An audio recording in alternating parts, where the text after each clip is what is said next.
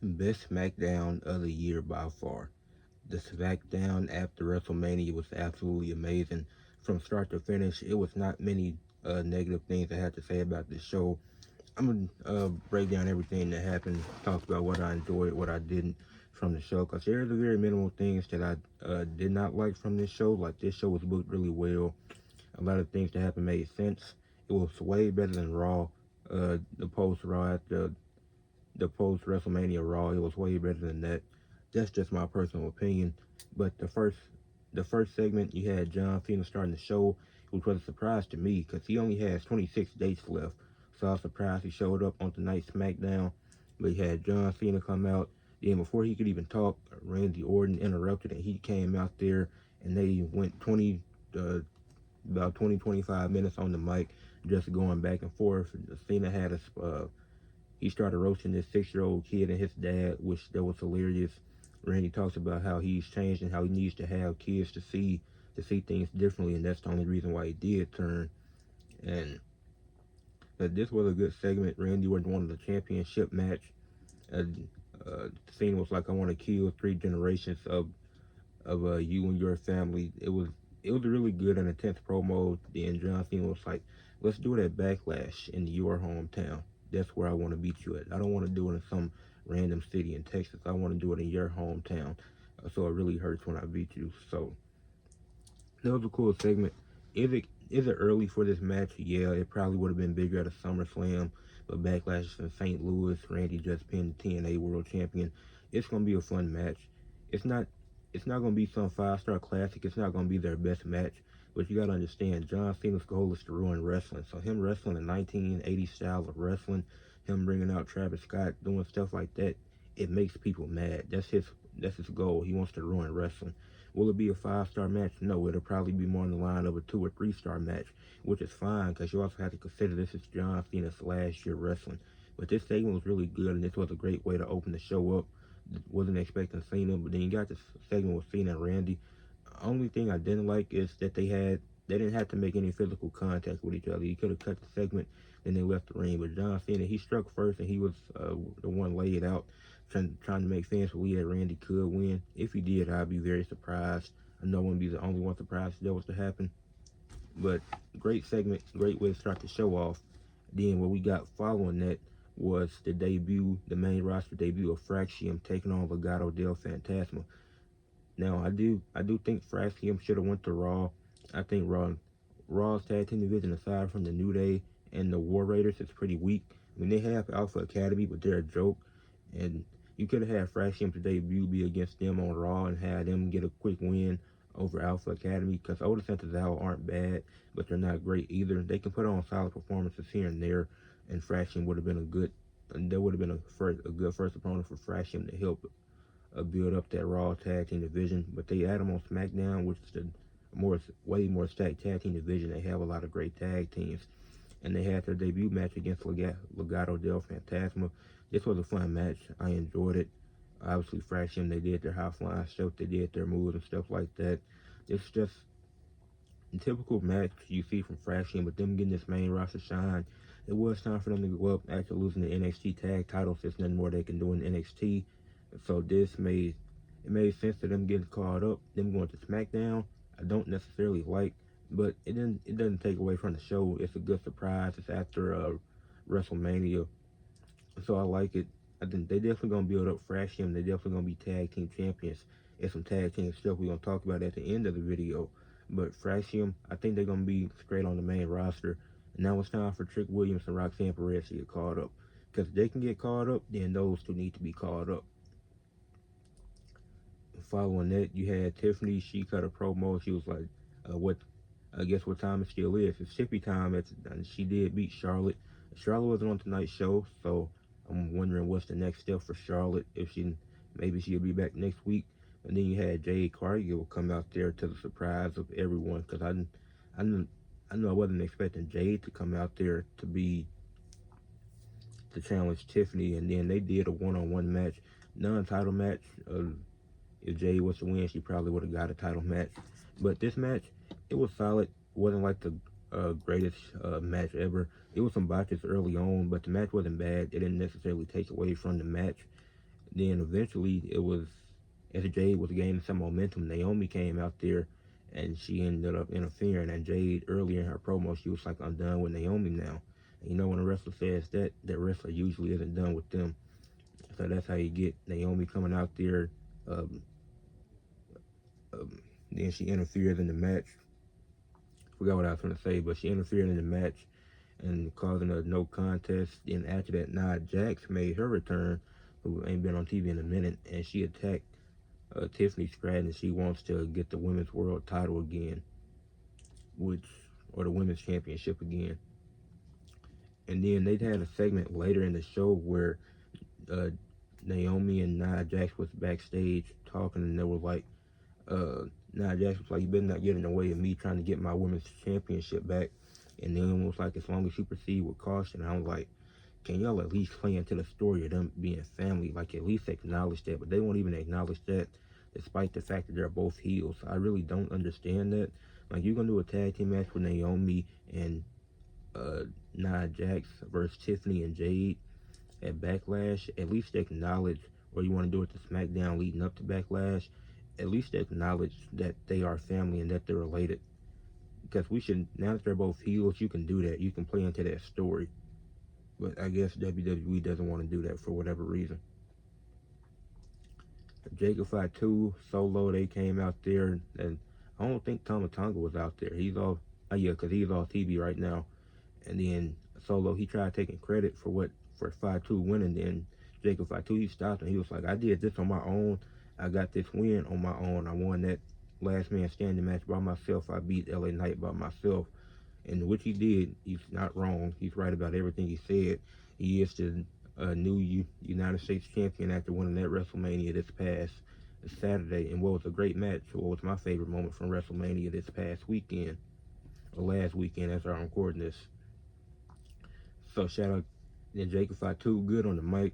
On people be saying he's overrated and stuff like that. No, it's just very intense. And y'all just aren't used to intensity. And he, in his background, his story is just all amazing. Some definitely became a big fan of Jacob Fatu through his WWE run and seeing what he's able to do. And then LA Knight came out there, which this I didn't necessarily like, because LA Knight, he should be, I mean, I get they probably don't have anything for him to do, so they want to keep him in the mid card division for now. But hopefully he gets a world title push, or at least gets back in the main event scene. Because this LA Knight, he came out there and he was like, "I want my US title back," but he lost fair and square. So, and this whole rematch clause thing, it don't exist. Like, you try to make it seem like y'all actually care about it when y'all don't. And then Drew, he came out there, he was like, I wanted to go after the WWE title, but Randy Orton skipped the line, so I can't do that now. So I'm gonna go after the big dog. I'm gonna go after Jacob Fatu in the US title. And he called pro um, pro wrestling Nepo pro wrestling. So that was hilarious. And then LA and Drew, they started going at it on the mic, and Nick Aldis, he came out there, he was like, "You know what? We're gonna make a number one contenders match. Whoever wins gets to face of Jacob Fatu." So we'll get into that. We'll get into that match later, because there's some other things that happened before we finally got to that match. Now, the other United States Championship for the women, Selena Vega has beaten Chelsea Green back-to-back weeks now. So for a third week, they have a match once again, and this time it's for the championship. The last two matches were non-title matches for whatever reason. Had the Secret Herbers getting involved. The ref eventually called him, and he was like, "I'm not ending this in a DQ." Sent both of them to the back. So the match could have ended in a DQ, and Selena could have got another win, but wouldn't have had the title. But sent the Secret Herbers to the back after Alba Fire and Piper Niven interfered multiple times.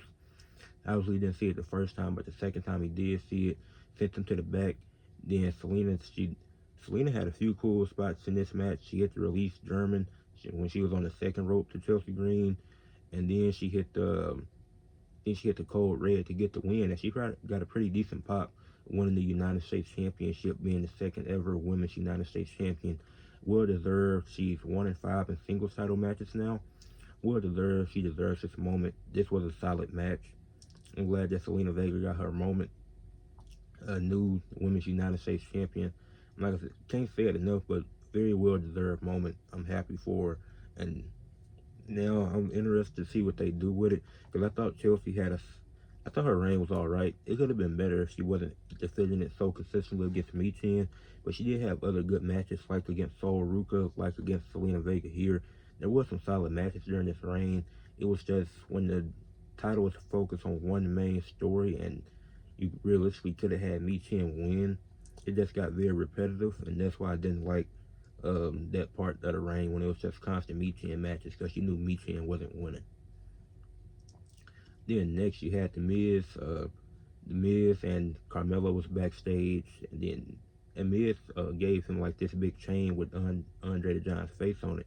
That was a nice looking chain, but the main topic was the Miz going out to the ring and him complaining about not being on WrestleMania. But you didn't really do anything to earn a WrestleMania spot this year. He was like, it said, he called out Cody Rhodes, but Cody Rhodes was the current WWE champion, so he should get a title match. So he should be on WrestleMania regardless. So the Miz segment was kind of stupid in my opinion because he called out a lot of people, and then he called out Ray Phoenix. He was like, if my name had to be Ray and I had to wear a mask to get on WrestleMania, well, apparently, no matter if it was Triple H or if it was TKO, Ray Mysterio versus Chad Gable was always supposed to happen at WrestleMania for whatever reason. I don't know what Triple H, Nick Khan, The Rock, TKO see in that match and why it was necessary, but I guess they just needed Chad Gable to have his moment. And then he ended up having to face Ray Phoenix because Ray Mysterio got injured. Then he wants to call out Joe Hendry saying he's an internet meme, but Miz, all you do is lose. He's a world champion right now, unlike you are. And Joe Hendry, it was actually a rumor that it was supposed to be a match with Joe Hendry and The Miz. So I'm surprised they didn't do it. Maybe Joe Hendry would have took the loss, and that's why they didn't do it. Joe losing to Randy is fine, but him losing to Miz, that sounds diabolical. But the Miz segment was interrupted, and it was funny because he was complaining about all these people still in the spotlight that he thinks he deserves. And that's when Aleister Black makes his return. And Aleister Black, he comes in the ring, he walks down, comes in the ring, and Miz like says what the hell, and he can't even finish a sentence before Aleister Black kicks him, and that ends the segment. So Aleister Black's first match is gonna be against LeBron Logo 3. Okay. But Aleister Black's first match back in WWE is gonna be against The Miz next week on Smackdown, which that's gonna be a solid match. Cause The Miz can still go. I've seen The Miz wrestle live. Like when he really wants to get into his bag, he can. He don't really have to now because WWE isn't really doing anything with him. But I think he's gonna give Aleister Black a good match, and he's gonna have a good showing in his return to WWE. He had Bianca in her segment. I think Bianca's taking some time off to get herself refocused, and she'll be back down the line. Because realistically, you don't need to put her in the Jade and Naomi story right now. Like you can keep mentioning her in the story, but she deserves some time off. She's had a good year so far. So her taking maybe a month or two off before she comes back, get refocused. I think that's perfectly fine. Hit the reset button when she comes back. Maybe she comes back as a heel, add some new. Like obviously she was a heel in NXT, but that'd be a different dynamic to explore on the main roster that the main roster fans have never seen.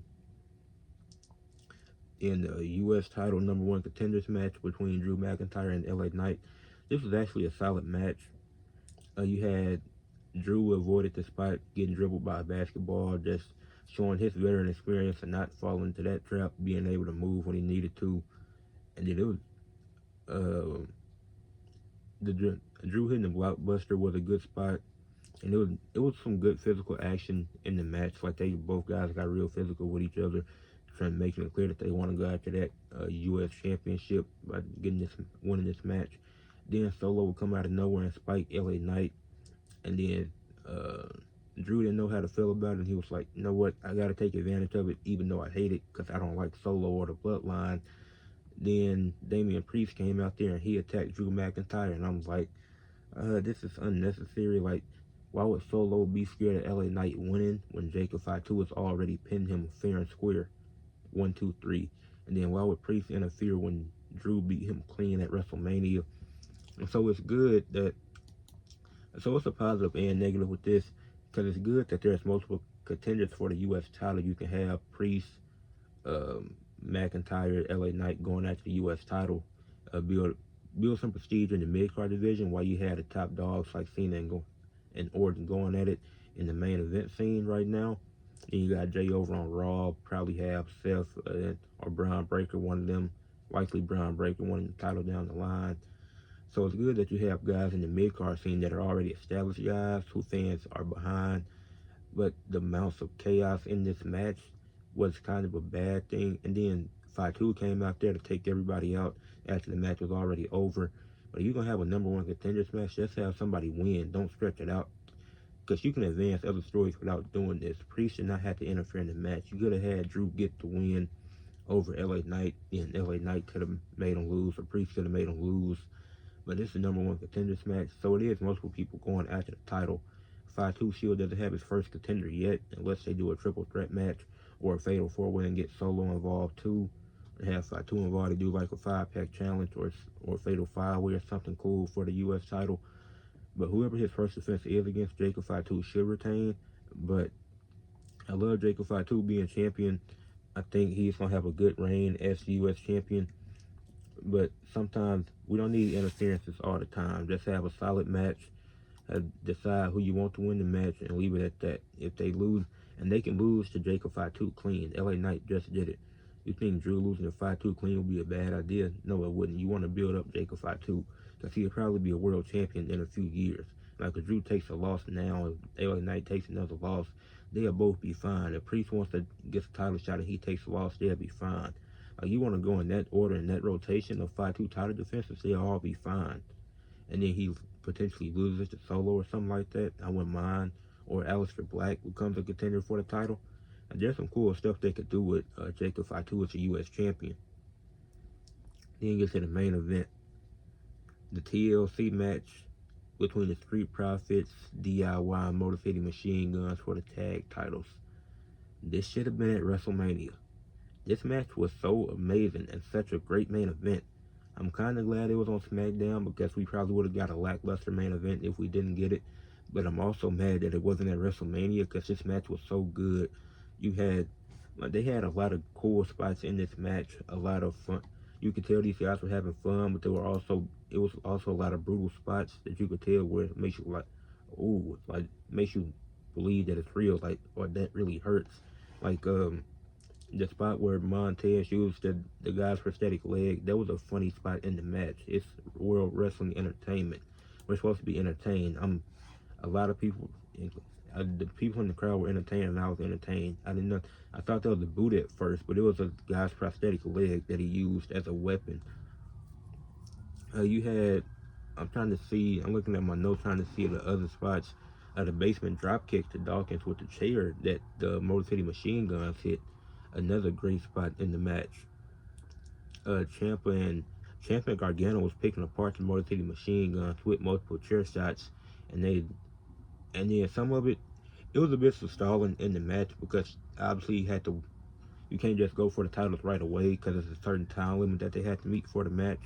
That didn't take away from it or nothing, but I just wanted to point that out, that it should be less spots. Like, and sometimes in TLC matches you don't need to have as many spots because there's moments where it's like, oh, Montez has a flip over the top rope and lands on Ciampa through the table, but he could have went for the title in those seconds that he wasted. Obviously, it makes for a cool spot, but if they're already wrestling and there's somebody else in the ring, then it would make more sense. Not that it takes away from it, but I think you get where I'm going with it. The Profits, them getting the tables, that was a weird spot because they could have went for the titles then. And then the blockbuster onto the floor by the Profits, that was a great one. Montez, like I said, Montez using fans' prosthetic leg that he ended up happening in the match. It was some stuff after that. Had back-to-back table spots with Ciampa and Montez, and then before there was Dawkins who got sent through a table. And you had the Motor City Machine Guns hitting the Skull and Bones through the table to Ciampa. That was to Gargano. That was a good spot. That was a good moment, and it played well into that story that they've been telling with them. And really all three teams. And Dawkins hit a mid-air spear to Ciampa through the table. Montez, he was able to jump from the ropes onto the ladder. So that was really impressive. Then the Street Profits ended up hitting a few moves to take out Motor City Machine Guns and DIY. And Montez grabbed the titles for the Street Profits to retain. phenomenal six-man ladder match, or triple threat tag team ladder match, TLC match, I should say. The spots were great. That it was action packed. It was fun. If you're saying you didn't enjoy this match, then you're lying to yourself. It was a lot of brutal spots where it made you go like, these guys definitely deserve some time off. All six men put the work in. They've told a good story since the Royal Rumble, and uh, I love this match. I love the fact that the Street Profits retained. This is tag team wrestling. SmackDown has the best tag team division, probably in all of pro wrestling. They had the best tag team division. They're booked well. They put on good matches. They cut good promos. They wrestle how they should. DIY. They wrestle like heel wrestlers should. The Street Profits, they had an energy, but they're also serious. Like, they know how to calm it down and get the wins when they need to. Then Motor City Machine Guns, they're a serious babyface team that are going to win by any means necessary, but they weren't able to get that done tonight. But phenomenal match, phenomenal show. I give SmackDown a 9 out of 10. This is how you do a SmackDown after WrestleMania. Me personally, I enjoy SmackDown more than Raw. That's just my opinion. Raw was not bad. It was just, Raw was a 6.5 out of 10 in my opinion. Maybe a 7. It wasn't bad. It was a solid episode of Raw. It felt like a normal episode. But this SmackDown, this felt special. The first SmackDown after WrestleMania. This felt like a special SmackDown. Leave a like on the video, subscribe to the channel, and leave a comment. Did y'all enjoy SmackDown or did y'all not? And let me know why.